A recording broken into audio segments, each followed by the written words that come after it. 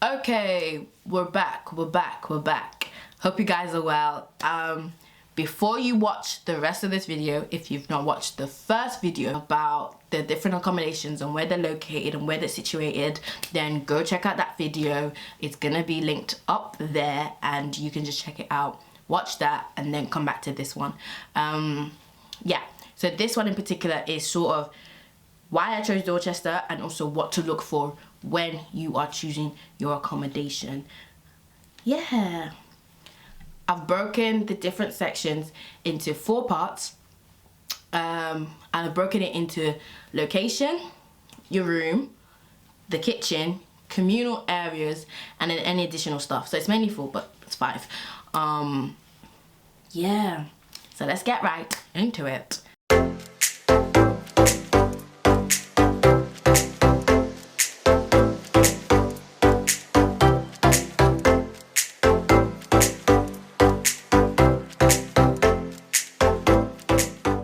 Now, one of the reasons why I chose Dorchester was because of the location.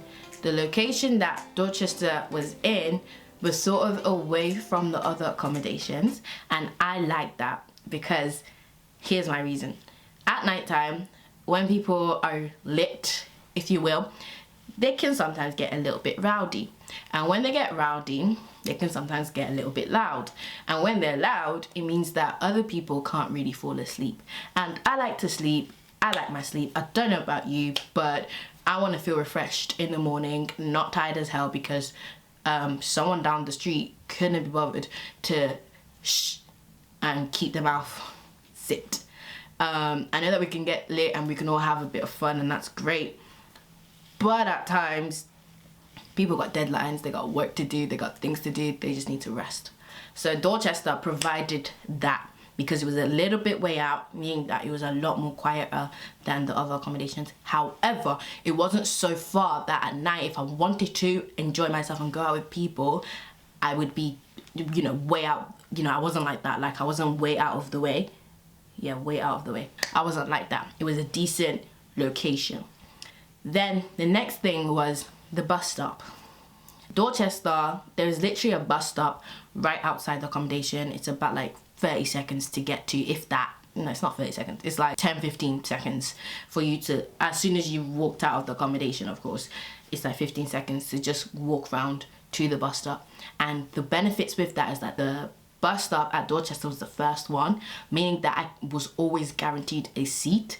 I just sat there and I would have a seat. As it went round, it would get, of course, more full. And it was also the last stop, so it would loop back and end there. However, I think that they're changing the bus routes, so I'm not too sure how it's going to be in the coming months. But that was a positive about Dorchester. I didn't have to worry about seatings. The next one was the shops. So there's a couple of shops that are near Dorchester, one of which is Asda, and now, like, to this day, is a Lidl as well. There wasn't a Lidl when I first decided to stay in Dorchester. They actually built that midway of me living there, and it was a bonus because I was like, you know. Fun fact, I've never actually heard of Lidl till I came to uni. And that might be a bit shocking, but where I was, there was never any Lidl, or like I didn't know about Lidl, and we never shopped at Lidl. So yeah, literally me coming here was the first time I heard about it, and I was just like, have I never heard of Lidl? But Lidl is another Aldi, and I used to always shop in Aldi, so it's not that far off. Yeah, so beforehand, there wasn't a Lidl, but there was still an Asda, and Asda is a really great place to like shop. I only shopped in Asda when I couldn't get something else from somewhere else. That was pretty much it, because yes, Asda is great, but after a while, it can be a bit expensive. Yeah, and as a uni student, you need to learn to manage your price right. So the reason I say shops is just consider what's around you, consider what shops are around you, to make sure that you know what's there, what's cheap enough that you like, will they have the products that you want. You don't want something that's, again, out of the way, that's just going to be a trek just to get to. It's just going to be like, eh. Then after shops, view. So this one might not matter for a lot of people, but for me, it did matter, because what I see and what I look at becomes a reflection of me. It's like I take in what I see. you're a product of your environment. So what is around you, you're going to get influenced by. It might not be a lot, it might just be like subtle things, but you're gonna get influenced by it. So for example, if you're seeing trash or garbage, or you know, like a dumpster, and that's your view every time you looked out of your window, you might not care, but at the same time you might, because if you're smelling the bin, for example, or you're just seeing it and it looks nasty and it's dirty, you're just gonna be like meh. You're not gonna feel the best. You know, you're always gonna want to close your curtain, because who wants to look at that? Like, no, just no, I'm good, thanks. And yeah, but if you are, for whatever reason, in that situation, I would still say close your windows and try and decorate your room as much as possible. Like, make that place as friendly, as homely, as vibely as possible, because think about it, you're staying here for like about 9 months, give or take, you know, without the breaks in between, but you're staying there for about 9 months. You want to enjoy where you're gonna stay, because every single day that you keep seeing something negative and negative and negative and negative, it's gonna pour into you. And every day that you see something that's positive and positive and positive and positive, it will also pour into you. So make it positive, make it nice. I tend to get like a higher floor, just because I want to see the view, I want to see what's out there. And the views in Bournemouth, my child my child, it is beautiful, it is stunning. And so I used to tend to get like a little bit higher up, just because I want to see all the pretty sights. So yeah, do consider your view. Do consider, are you facing a wall? Are you facing outside? Are you facing the sun? Are you facing somewhere pretty? Are you facing the sea? And of course, the higher up you go, the more of Bournemouth that you can see. Then the next thing I put was car. Now, some people do decide to bring their car to uni. If you're coming to Bournemouth in particular, you don't really need a car. You can bring a car for convenience and stuff, but you don't need it. Because when I say everything is like from 5 minutes to like max 30 minutes away, like that's it. And for me, that is so short, because where I'm from, I'm used to having journeys that's like an hour to like an hour plus. Do you know what I'm saying? Like an hour and a half just to get to one place, you know, in the city. So for me, knowing that everything's like 5 to 30 minutes is like amazing, and I just like that. But it doesn't mean that you can't bring a car. You just have to think about where you're gonna park it. Does your accommodation have parking? Is there a parking space nearby? How much is the parking space for the whole year and whatnot, and all that type of things. And if you can afford it, if it's great for you, then that's great. If you're gonna stay in a house, make sure that maybe it's got a parking space at the front, or at least like a section where you can park your car. So just keep that in mind if you are thinking of bringing a car here. So then another thing that you should consider is, how far away is it from uni? If you are staying in a place and it's really like a trek to get into uni, it's gonna make you feel like especially on the days, like for example, if you wake up late by mistake, it's not yeah, you're gonna be late. But if you've got like accommodation that's at least like nearby and as close to uni, then you don't really have to worry about that. So here's the positives about Student Village, which is one of the places that you can stay that I also mentioned in the previous video. Student Village is literally on campus, so even if you wake up late, like 2 minutes you're on campus, if that. It's really not far. So that's the positives about Student Village. Corf, very bad idea. If you wake up late, you're gonna be at least like 30 minutes late, if that. And on top of that, because Corf is so out of the way, the buses aren't really as often.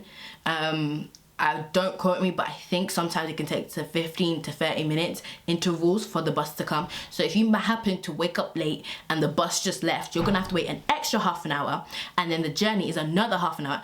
Yeah, there's no point going to uni. Just stay at home. Just stay at home. It's not worth it, because Corf is literally out of the way. So yeah, your location actually matters. All those things you might have not thought of before, but there they are. Take them, use them, consider all those things before actually choosing your location. Now, the next section is the room. A lot of people might not necessarily consider this, but you should, because your room is everything. All of the different accommodations don't have the same thing, so different rooms are built differently. In Bournemouth, most of the housings that I'm aware of do have a double bed, or at least like a 3/4 bed. So it's not necessarily a single, but it's also not a double. So this bed here that you can see, it's not a single, it's like a 3/4. So it's pretty big, and I like that, because where I'm from back home, I only had a single. You can't have it all. But that was okay. And this accommodation does. My Dorchester also did. So that was why I chose them. And also, because I've bought the bedding once for a double, it means that I now have to keep buying or finding houses with a double, because I'm not gonna then go and buy single bedding. Where am I gonna store the double? It's just not necessary. Yeah. But that was one thing I thought about. Bedding, I wanted a double. The bathroom, how big is the bathroom? You know, one downside I will say about Dorchester compared to where I'm staying right now is the bathroom was tiny. It was tiny, but it had the necessary functions. It had the zinc, it had the shower, and it had a toilet. And so those things were pretty much decent, and it was alright. But just consider the bathroom, how does it look? Is it to your taste? Is it to your liking? And then another thing that I put was interior. So the general aesthetics of the room. The reason I chose Dorchester was I loved the interior. I loved the aesthetics. I loved the like wooden, I guess maybe rustic, if that's the right terminology. But that vibe that it gave, if you have not seen my Dorchester house room video, you can check it up there just to see what I'm talking about. But like the whole like woodenness, that like, yeah, I just like that. And then that's it for room. So we've gone over the location and we've gone over the room. So for the room, just check, you know, the bedding, storage space as well. Check how much storage you've got. And Dorchester did sort of lack in storage, but it also didn't. I just have a lot of stuff, so maybe that's why it lacked for me. But it did have a decent amount of space. There's also storage space underneath the bedding. Like, I don't know if they tell you that, but for some of your accommodation, there's extra storage space underneath the bed, so you can just open it up and put it under the bed. And then a negative with Dorchester was the way to access the underneath. You had to literally lift the bed before putting the things underneath, and I was just like, what is this? Every time I'd have to lift a 3/4 bed to put my stuff underneath. But this accommodation, no, I don't have to do that with this one. It's literally just like an open thing, and then you can just slot it under, which is good. And that's it, and that's that. So you need to consider the kitchen, because you need to consider how big is it, and how much space there is and all that type of good stuff. One thing I've put is the fridge. It might not matter to you, but it's kind of important, because that's where you're gonna store your food. If you're someone that you buy food daily and you're not like me and you bulk buy, then the fridge might not really, you might not really care. But if you're someone who is like me and you bulk buy and you store things in the fridge, you need to check how much fridge space you do have. I know that for Dorchester, I can't really speak for the other accommodations, but I think it's the same or similar principle. For Dorchester, if your flat is with 5 people, you only get 1 fridge, and it's like one long fridge with like different 5-section spaces for each person and whatnot. If your room is 6 or above, so 6, 7, 8 or whatever that the capacity is, then you get 2 fridges. So really and truly, because I stayed in a flat that was only for 5 people, I should have got 1 fridge. But I don't know what happened, but somehow I struck out and we had 2 fridges. And when I say I felt blessed, yeah, I felt blessed, because like I said, I bulk buy. So if it was 5 people on 1 fridge, I don't know how I would have stored my food.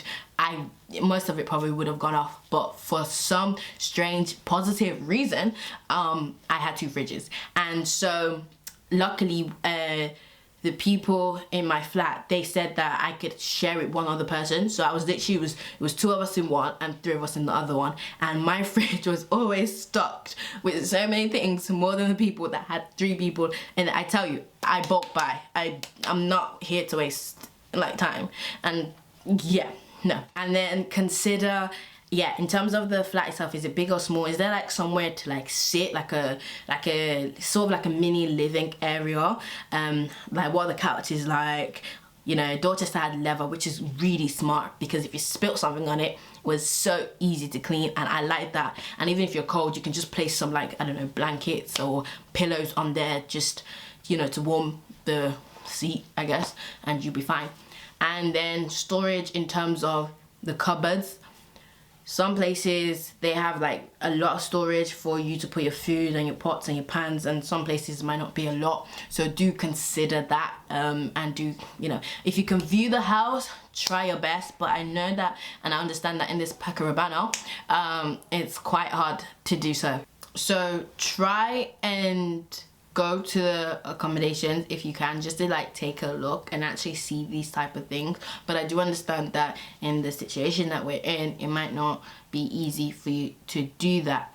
But I do believe that there's online videos, there's pictures, there's, you know, places that you can also look at it online. So yeah. The next thing that I wrote down was communal areas. Now this, again, it depends on you. It depends on how much you're gonna stay in your room. So for me, I didn't really care about the communal areas because I was in my room like nearly 24/7, or I was at uni. I was in one of the places. I was never really in the communal area. And so I wasn't fussed about it. So with Dorchester, the communal area is small, especially because they implemented this like little hut type thing. And so those things took up a lot of space because they were like for study areas and stuff like that. So it wasn't really big. I do know that other places do have a decent sized communal area. Dorchester had like a couple of study spaces and like private smaller study spaces, and then there was also one like in the courtyard, I guess, and it was like really nice. It was like a nice wooden type vibe. It felt Dorchester was just beautiful. I don't know about you, but I actually enjoyed my time there and I liked it. And I really wanted to actually stay there again, but I couldn't because it's only for first years, or like if you've only been there once or something like that, or like post-grad or something like that. But I wasn't able to stay there again, so yeah. But it's fine. I know that in Dorchester there was also a big TV, and you can like connect the, I think, PlayStation or Xbox up to there. So if you're a gamer and you want to play some games, that is available. The laundry is like next to it. And then one thing I really liked about Dorchester was it had a gym, and even if it didn't have a gym, I was still gonna choose it. But knowing and hearing that because when I went there for the my open day, and I was hearing them and they were saying that yeah, they're hoping to implement a gym into the place, and I was just like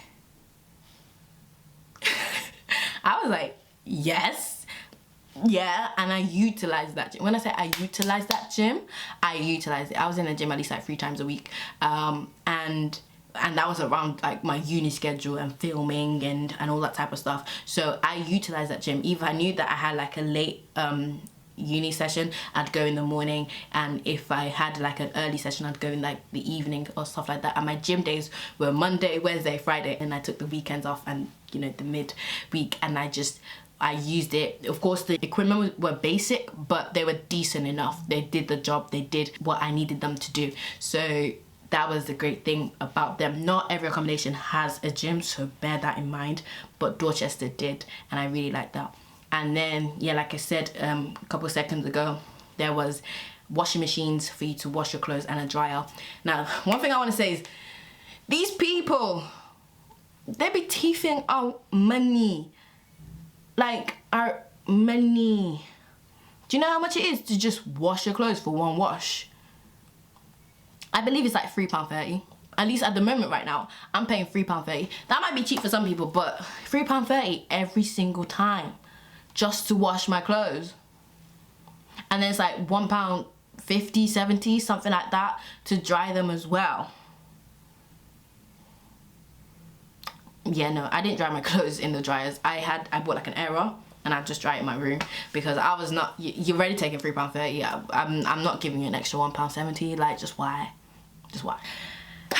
And then the last thing is bike space. If you ride a bike or use your bike for fitness or just in general, just to get about, check to see if that accommodation has a bike storage. I believe Dorchester did, and so that was that. Like, they did have a bike space for you to put your bike. So that's all the main areas. So now some additional stuff that you should just check is maintenance. How well do they keep the accommodation? That one might be a little bit hard, because unless you ask them and they're willing to provide you the answers, it might be a bit hard to tell. But most of these accommodations anyway do have a high standard of maintenance. There's a cleaner that comes and cleans like the corridors and stuff like that, at least like I think once a week, or at least a couple times a week. I don't know the schedule because I don't always see them, but I have seen on the way out to uni, sometimes I'll see them like hoovering and stuff like that. So the maintenance in most places, I do believe, is quite good, but don't quote me on that. I've not been everywhere. So just check that. And then if for whatever reason that you go into your room and there's something that's wrong with it, tell them straight away. I believe that is everything. I can see that this video is gonna be a bit long, but I hope that the information I'm giving you guys are actually solid gems that you can actually use and consider all those points when looking for your houses. So just to recap, the location, think about the location, think about the room in general, and think about the kitchen, the communal areas, and any additional stuff such as like maintenance and whatnot. Yeah, that's all I wanted to say. If you have any more questions, do message me and hopefully I can help you answer that. But of course, if you know the answers to any of these questions, do feel free to add them into the comment section and let people help each other, because that's what we're here to do. And if there's anything that I've left out or I missed out, do put it down there as well. So yeah, thank you guys. I really do hope that this was great and useful, and if you do decide to come down to Bournemouth, maybe just maybe I'll see you. Until whenever I see you next, stay blessed, don't stress, and I will catch you after the test. Bye.